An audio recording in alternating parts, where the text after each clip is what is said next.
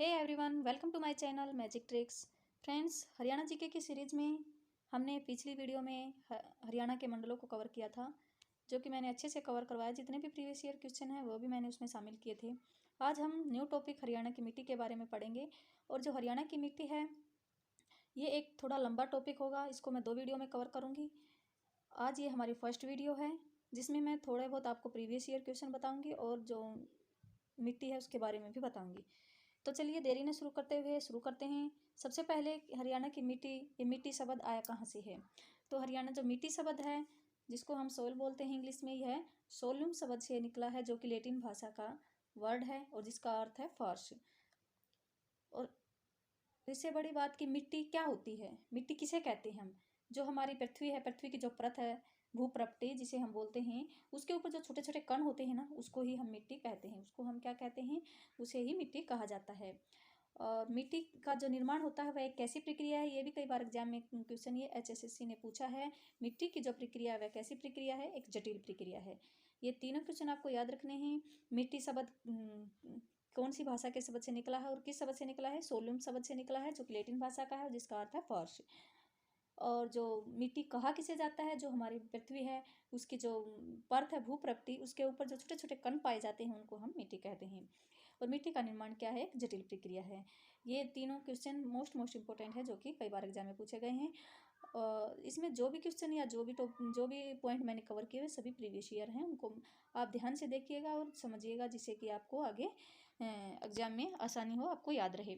अब पढ़ेंगे हम मिट्टी का वर्गीकरण। जो मिट्टी होती है इसका जो, जैसे कि जलोढ़ मिट्टी है, चिकनी मिट्टी है, काली मिट्टी है, इसका वर्गीकरण करता कौन है। ये एक संस्था है जो भारत की, जिसका नाम है ICAR। इसके द्वारा मिट्टियों का वर्गीकरण किया जाता है। मिट्टी का वर्गीकरण करने वाली संस्था का नाम क्या है, ICAR, जिसका फुल फॉर्म है Indian council for agriculture research. Indian council for agriculture research, इसके द्वारा मिट्टी का वर्गीकरण किया जाता है। और जिसकी स्थापना है, इसकी स्थापना हुई थी 1929 में, और इसका हेडक्वार्टर कहाँ पे है, नई दिल्ली में है। आई होप आपको ये चीज़ें क्लियर हो गई होंगी कि जो मिट्टी का वर्गीकरण किस संस्था के द्वारा किया जाता है, ICAR, फुल फॉर्म हो जाएगी Indian council for agriculture research, और इसकी स्थापना 1929 में हुई थी और हेडक्वार्टर नई दिल्ली में है। और भारत में जो इस संस्था ने मिट्टी के कितने प्रकार बताए हैं, मिट्टी के 8 प्रकार बताए हैं। ये मोस्ट इंपॉर्टेंट क्वेश्चन है, जो कि पूछा जाता है कि भारत में इस संस्था ने मिट्टी के कितने प्रकार बताए हैं, 8 प्रकार बताए हैं। और कई बार ये क्वेश्चन भी पूछा जाता है कि मिट्टी लवणता अनुसंधान केंद्र कहाँ पे है। ये हरियाणा में करनाल में है, और इसका जो गठन कब हुआ था, 1969 में हुआ था। मिट्टी लवणता अनुसंधान, मोस्ट इंपॉर्टेंट क्वेश्चन है, मिट्टी लवणता अनुसंधान केंद्र कहाँ पे है, करनाल में है, 1969 में बना था।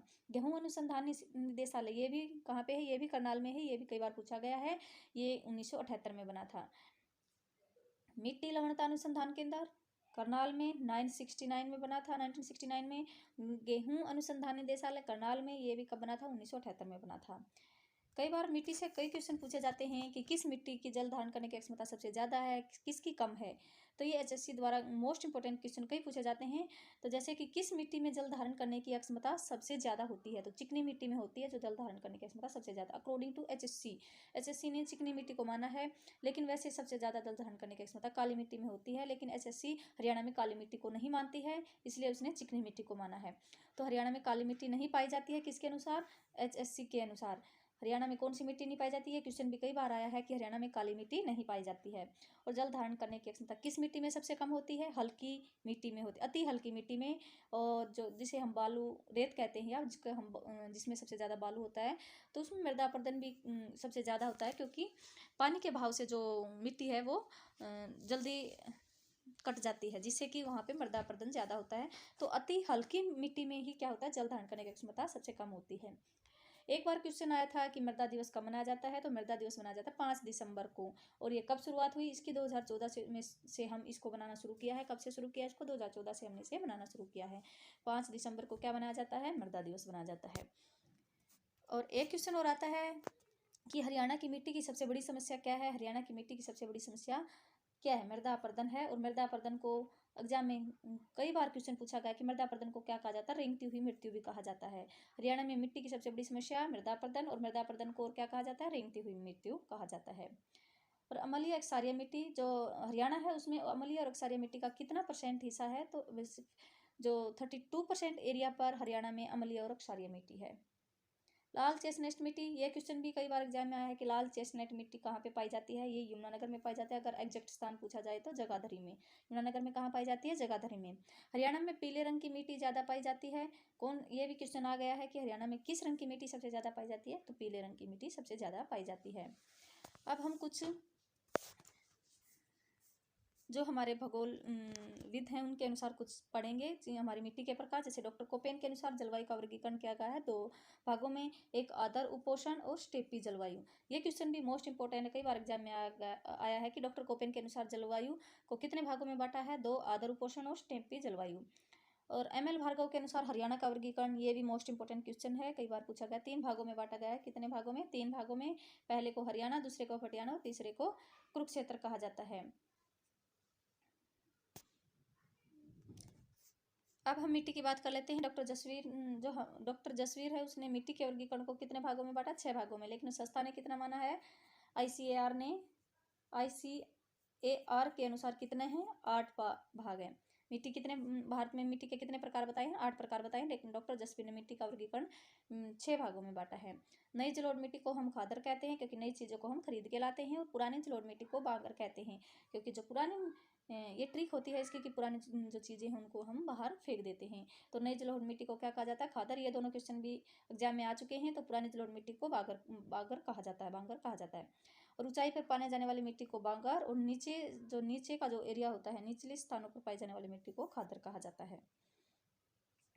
ये क्वेश्चन भी कई बार आया है कि मारकंडा नदी द्वारा बनाए गए बाढ़ के मैदान को क्या कहा जाता है? बैट। और घग्गर नदी द्वारा बनाए गए बाढ़ के मैदान को नैली कहा जाता है। तो बैट से क्या करते हैं? हम मारते हैं। इसको ऐसे याद कर सकते हैं। बैट से क्या किया जाता है? मारा जाता है। और घग्गर नदी द्वारा बनाए गए बाढ़ के मैदान को क्या कहते हैं? नैली। अब पढ़ते हैं हम मिट्टी के प्रकार। जो आईसीएआर ने 8 प्रकार बताए हैं, लेकिन जो डॉक्टर जसवीर सिंह है उसने 6 प्रकार बताए हैं। तो हम जो मेन 6 हैं उन्हीं को कवर करेंगे। सबसे पहले तो हरियाणा में मिट्टी के प्रकार, सबसे पहले है अति हल्की मिट्टी।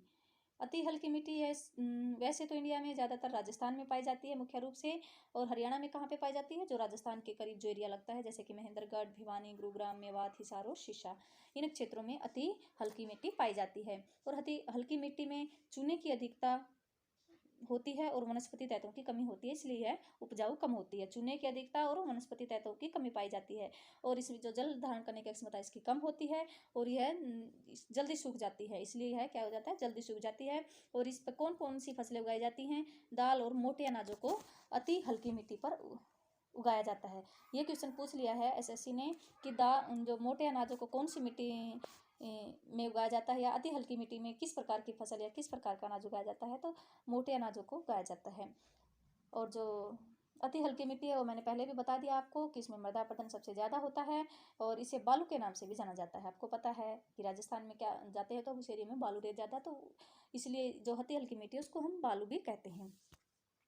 सेकंड हमारी मिट्टी है हल्की मृदा। सेकंड हमारी जो मृदा है वह है हल्की मृदा। हल्की मृदा के 2 प्रकार हैं। अति हल्की मृदा, ये उससे थोड़ी सी मतलब मोटी होती है। तो अति हल्की मृदा और एक हल्की मृदा दूसरी है। ये 2 प्रकार की होती है हल्की मृदा। एक होती है बालुई दोमट मृदा, एक अपेक्षाकृत बालू दोमट मृदा। जो अपेक्षाकृत बालू दोमट मृदा होती है उसको हम रोसली भी कहते हैं। क्या कहते हैं? रोसली कहते हैं। अपेक्षाकृत बालू दोमट मृदा को रोसली भी कहा जाता है। और ये कहाँ पे पाई जाती है? अपेक्षाकृत बालू दोमट मृदा भिवानी, रेवाड़ी, गुरुग्राम, हिसार और झज्जर में पाई जाती है। जो अति हल्की पाई जाती है उसी एरिया में पाई जाती है, लेकिन इसमें रेवाड़ी और ऐड हो गया। भिवानी, रेवाड़ी, गुरुग्राम, हिसार और झज्जर में पाई जाती है। और बलुई दोमट मिट्टी, जो बलुई दोमट होती है वो नरम होती है, और यह मृदा ज़्यादातर शीशा और डबावली के कुछ गाँव में पाई जाती है। और फसल यहाँ पे इसमें ये अंतर है कि इस फसल पर हम गेहूँ उगा सकते हैं, लेकिन जो अति हल्की मृदा उस पर सिर्फ मोटे अनाज ही उगाए जाते हैं। जो थर्ड हमारी मिट्टी है वह है मध्य मिट्टी, जो या मध्यम मिट्टी। इसके भी प्रकार हैं, 4 प्रकार हैं। जो सबसे पहला है वह हल्की दोमट, दूसरी मध्यम दोमट, तीसरी दोमट और चौथा है मोटी दोमट। जो हल्की दोमट है वह कुरुक्षेत्र, अम्बाला, गुरुग्राम और रेवाड़ी में पाई जाती है। ये तो मैंने ऊपर पढ़ाया ही आपको। हल्की जो मिट्टी कुरुक्षेत्र, अम्बाला, गुरुग्राम और रेवाड़ी में। और जो मध्यम है वो मध्य एरिया में पाई जाती है हरियाणा के। और दोमट है, जो दोमट है वह हरियाणा के मध्य भाग जैसे कि जींद, हरियाणा के मध्य भाग कौन सा है? जींद के क्षेत्र में पाई जाती है। और मोटी दोमट, ये क्वेश्चन पूछा गया है एसएससी द्वारा कई बार कि मोटी दोमट मृदा हरियाणा में कहाँ पाई जाती है? यह पाई जाती है, इसको आपको ध्यान रखना है, मेवात व फिरोजपुर झिरका के निचले क्षेत्रों में। मेवात में सबसे मेन जो जगह है, मेवात में पाई जाती है मोटी दोमट मिट्टी। और कई बार क्वेश्चन ऐसे भी आता है कि मेवात में किस तरह की मिट्टी पाई जाती है? मोटी दोमट मिट्टी पाई जाती है। नेक्स्ट है कि हरियाणा में जो पीले रंग की मिट्टी है वह सबसे ज़्यादा पाई जाती है। ये मैंने आपको पीछे ये क्वेश्चन कवर करवा दिया कि हरियाणा में किस रंग की मिट्टी सबसे ज़्यादा पाई जाती है? पीले रंग की। और ये भी करवाया था कि लाल चेस्टनट मिट्टी, इससे कई बार क्वेश्चन आते हैं। जो लाल चेस्टनट मिट्टी है ये कहाँ पे पाई जाती है? यमुनानगर में। स्थान पूछे तो जगाधरी में। और फतेहाबाद में पाई जाती है। अगर फतेहाबाद में स्थान पूछा जाए तो रानिया में, और कुरुक्षेत्र में स्थान पूछा जाए तो थानेसर में। 3 जगहों पर पाई जाती है लाल चेस्टनट मिट्टी हरियाणा में, यमुनानगर, फतेहाबाद, कुरुक्षेत्र। और इसकी विशेषता क्या होती है? इसकी विशेषता यही होती है कि इसमें लौह तत्वों की मात्रा सबसे ज़्यादा पाई जाती है। अब पढ़ते हैं हमारा जो फोर्थ प्रकार है। फोर्थ प्रकार में है सामान्य भारी मृदा। जो सामान्य भारी मृदा है वह नदियों के आसपास के क्षेत्रों में पाई जाती है। जहाँ पे नदी होगी उसके आसपास के क्षेत्रों में सामान्य भारी मृदा पाई जाती है। और ये जो भारी मृदा है इसमें जो फसल होगी वह धान या चावल होगी ज़्यादातर। और स्थान कहाँ कहाँ पे है? यमुनानगर, करनाल, पानीपत, सोनीपत, कुरुक्षेत्र। आपको पता है कि करनाल साइड में ही धान ज़्यादा होता है, तो उसके जो नज़दीक का एरिया है उसी में पाई जाते हैं करनाल, पानीपत, सोनीपत और कुरुक्षेत्र और यमुनानगर। इन सब जगहों पर कौन सी मिट्टी पाई जाती है? सामान्य भारी मृदा पाई जाती है। और जो करनाल है उसमें सबसे ज़्यादा चावल होते हैं या धान होते हैं, इसलिए इसको हम क्या कहते हैं? धान का कटोरा भी कहते हैं। और हरियाणा का पेरिस भी बोला जाता है करनाल को। और अगर पूछा जाए कि कहाँ पे सबसे अच्छी किस्म होती है चावल की, वो होती है तराइन में। करनाल में कहाँ पे होती है? तराइन में सबसे ज़्यादा अच्छी किस्म का चावल होता है। और एक बार ये भी क्वेश्चन आता है कि बासमती चावल सबसे ज़्यादा कहाँ से निर्यात किया जाता है? तो बासमती चावल का सबसे ज़्यादा निर्यात हरियाणा से ही, कैथल से किया जाता है। कहाँ से किया जाता है? कैथल से। कैथल से क्यों किया जाता है? क्योंकि कैथल में सबसे ज़्यादा मिलें हैं। और किस्में भी जो जो किस्में हैं चावल की वो भी कहाँ पे पाई जाती है? कैथल में पाई जाती है। वैसे चावल सबसे ज़्यादा कहाँ पे होता है? करनाल में होता है। लेकिन अगर बासमती चावल के निर्यात की बात की जाए तो वो कैथल में करता है सबसे ज़्यादा। और चावल की किस्में भी सबसे ज़्यादा कैथल में उगाई जाती हैं। और मिलें भी सबसे ज़्यादा कहाँ पे है? कैथल में। इसीलिए सबसे ज़्यादा बासमती चावल का निर्यात कैथल के द्वारा किया जाता है। और अगर नॉर्मली पूछ लिया जाए कि चावल सबसे ज़्यादा कहाँ कहाँ होता है हरियाणा में, सबसे ज़्यादा चावल होता है इन चारों स्टेट में, करनाल, कैथल, कुरुक्षेत्र और जींद में। करनाल, कैथल और कुरुक्षेत्र और जींद में सबसे ज़्यादा चावल होता है या धान की फसल उगाई जाती है। सामान्य भारी मृदा को हम 2 अन्य नामों से भी जानते हैं। एक होती है रवेदार मृदा और दूसरी होती है जलोढ़। इसको 2 नामों से और जाना जाता है, जिसे हम कहते हैं रवेदार मृदा भी बोल सकते हैं, इसको जलोढ़ मृदा भी कहते हैं। अगर पेपर में क्वेश्चन आ जाए कि रवेदार मृदा क्या होती है और कहाँ, आप कंफ्यूज नहीं होना। आपको याद आना चाहिए कि सामान्य भारी मृदा जिसमें चावल सबसे ज़्यादा होता है, धान सबसे ज़्यादा कहाँ पाई जाती है? 4 स्टेट में पाई जाती है, करनाल, कैथल, कुरुक्षेत्र। के जे, आपको ऐसे याद रख सकते हैं, के जे, करनाल, कैथल, कुरुक्षेत्र और जींद में। जो हमारा 5th प्रकार है वह है बहुत भारी मृदा। बहुत भारी मृदा यह नदियों के किनारे पाई जाती है। वह नदियों के आसपास के क्षेत्र में पाई जाती है। बिल्कुल नदियों के किनारे कौन सी मिट्टी पाई जाती है? अत्यंत भारी या बहुत भारी मृदा। और यह बहुत कठोर होती है। और इसमें फसल कौन सी होगी? कपास, गेहूं, चावल या जौ। सबसे ज़्यादा होगी कपास, गेहूं भी उगाया जाता है, चावल और जौ भी। इसमें जो आयरन व लौह एसिड की मात्रा सबसे ज़्यादा होती है। कौन सी? बहुत भारी मृदा में आयरन व लौह एसिड की मात्रा सबसे ज़्यादा पाई जाती है। और जो लाल चेस्टनट मिट्टी कहा जाता है, इसको और क्या कहा जाता है? लाल चेस्टनट मिट्टी। मैंने ऊपर बताया था इसको कहा जाता है, बहुत भारी मृदा को ही हम लाल चेस्टनट मिट्टी कहते हैं। जो लाल चेस्टनट मिट्टी, मैंने ऊपर आपको एक क्वेश्चन कवर करवा दिया, कहाँ कहाँ पाई जाती है? हरियाणा में यमुनानगर, फतेहाबाद और कुरुक्षेत्र में। और अगर आपको जगह याद रखनी है तो यमुनानगर में जगाधरी, फतेहाबाद में रानिया और कुरुक्षेत्र में थानेसर। आई होप आपको ये क्लियर हो गया होगा ये क्वेश्चन। जो लाल चेस्टनट मिट्टी है उसको ही हम बहुत भारी मृदा कहते हैं। और बहुत भारी मृदा को ही लाल चेस्टनट मिट्टी कहा जाता है। और ये 3 जगहों पर पाई जाती है हरियाणा में, यमुनानगर, फतेहाबाद, कुरुक्षेत्र। और ये क्वेश्चन भी आ गया है इस मृदा से कि किस मिट्टी में लौह की मात्रा सबसे ज़्यादा पाई जाती है और वो किस नाम से जानते हैं उसको? वो होती है डागर। और ये इसी मिट्टी को हम बोलते हैं, बहुत भारी मृदा को डागर कहा जाता है, क्योंकि इसमें लौह अयस्क सबसे ज़्यादा पाया जाता है और आयरन की मात्रा भी सबसे ज़्यादा पाई जाती है। हमारा नेक्स्ट टाइप है शिवालिक, चट्टानी व गिरिपाद मृदा। जो शिवालिक है, चट्टानी, गिरिपाद मृदा, इसके नाम से ही क्लियर है कि ये जो चट्टानी एरिया है, जो पहाड़ी एरिया उसमें पाई जाती है। और दक्षिणी हरियाणा में पाई जाती है। दक्षिणी हरियाणा में जहाँ पे अरावली पहाड़ियाँ हैं उसके करीब में जो मृदा होती है उसको हम चट्टानी मिट्टी या गिरिपाद मृदा कहते हैं। और मेन कौन कौन सी जगह हैं? पंचकुला, अम्बाला, कालका, यमुनानगर के कुछ हिस्सों में कौन सी मिट्टी पाई जाती है? शिवालिक या चट्टानी या गिरिपाद मृदा पाई जाती है। क्वेश्चन आया है कई बार कि दक्षिणी हरियाणा में किस प्रकार की मिट्टी पाई जाती है। दक्षिणी हरियाणा में चट्टानी मृदा पाई जाती है और अरावली पर्वत श्रृंखला में भी चट्टानी मिट्टी पाई जाती है। एक बार क्वेश्चन आया इस मिट्टी से कि गिरिपाद मृदा अम्बाला के मतलब कहाँ पे पाई जाती है। हरियाणा में गिरिपाद मृदा ये पाई जाती है 2 जगह पर, अम्बाला के नारायणगढ़ में स्थान पूछा जाए तो और कालका पंचकुला में पाई जाती है। ये आपको याद रखना है, ये मोस्ट इंपॉर्टेंट क्वेश्चन है कि गिरिपाद मृदा हरियाणा में कहाँ पे पाई जाती है। 2 जगह है मेन, अम्बाला के नारायणगढ़ और कालका के पंचकुला में पाई जाती है। और स्थानीय भाषा में गिरिपाद मृदा को कंघी या घर के नाम से जाना जाता है। स्थानीय भाषा में गिरिपाद मृदा को कंघी या घर के नाम से जाना जाता है। और एक बार क्वेश्चन पूछा है एचएससी ने कि अम्बाला और कैथल में मिट्टी का रंग कैसा है। अम्बाला और कैथल में हमें पता है कि हरियाणा में मोस्टली जो मिट्टी का कलर कैसा है, पीला है, तो वहीं अम्बाला और कैथल में मिट्टी का रंग होगा पीला। तो हरियाणा में भी सबसे ज़्यादा मिट्टी का रंग कैसा होगा, पीला होगा। और हरियाणा के 32% हिस्से पर जो मिट्टी है वह अम्लीय व क्षारीय मिट्टी पाई जाती है। एक बार क्वेश्चन पूछा गया कि हरियाणा में कृषि के लिए उपयुक्त मानी जाने वाली जो मृदा है वह कौन सी है। वह है दोमट और जलोढ़ मृदा। कौन सी होगी, दोमट व जलोढ़ मृदा। और पहाड़ी क्षेत्रों में कौन सी मिट्टी पाई जाती है, मैंने अभी बताया आपको, चट्टानी मिट्टी पाई जाती है। और मृदा अपरदन, ये जो सभी है मैंने लास्ट में क्वेश्चन शामिल किए, सभी प्रीवियस ईयर हैं। मृदा अपरदन किस मिट्टी में सबसे ज्यादा होता है, अति हल्की मिट्टी में सबसे ज्यादा होता है। और जल धारण करने की क्षमता सबसे ज्यादा किस मिट्टी में होती है, सबसे ज्यादा होती है चिकनी मिट्टी में, और सबसे कम होती है अति हल्की मिट्टी में, जिसे हम बालू बोलते हैं। और मृदा अपरदन भी सबसे ज्यादा किस में होगा, अति हल्की में ही होगा। और हरियाणा की किस मिट्टी में जल धारण की क्षमता सबसे ज्यादा होती है, चिकनी मिट्टी एचएससी के अनुसार, क्योंकि एचएससी काली मिट्टी हरियाणा में नहीं मानती है। कौन सी मिट्टी हरियाणा में नहीं है एचएससी के अनुसार, काली मिट्टी नहीं है।